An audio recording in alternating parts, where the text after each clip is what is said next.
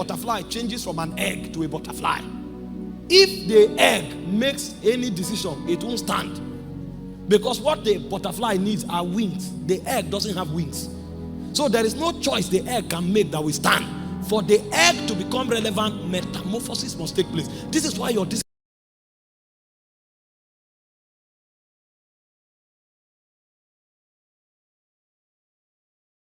is not enough. Because you can be making decisions, making choices, but you don't have the wings to fly.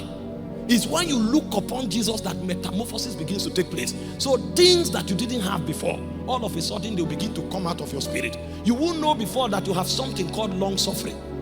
That is of the spirit, not just the discipline of the flesh, but there is a long suffering dimension which is a fruit of the spirit. As you look at Jesus after a while, that long suffering dimension is activated. And then no matter what the devil does, you are not moved. You are not just trying to live above sin. You now hate iniquity. You know, when he spoke about Jesus, he said, because thou lovest righteousness and hated iniquity. So when Jesus is walking in the corridor of sin, he's not trying to avoid it. He hates it. That one is a dimension in his spirit. So when a man is metamorphosed, what happens is that elements and dimensions of Christ begins to be activated in him. But the only way metamorphosis can take place is when he begins to constantly behold him. And so we said, in order to bring ourselves to that point where we behold him, we need to find out what or who he is. But if you say what, you are still right. Because he's more than a who. You know, when the psalmist went to heaven, he said, what is man that you are mindful of him? He is more than a who. So the only way we can gaze at him is to find out what he says he is.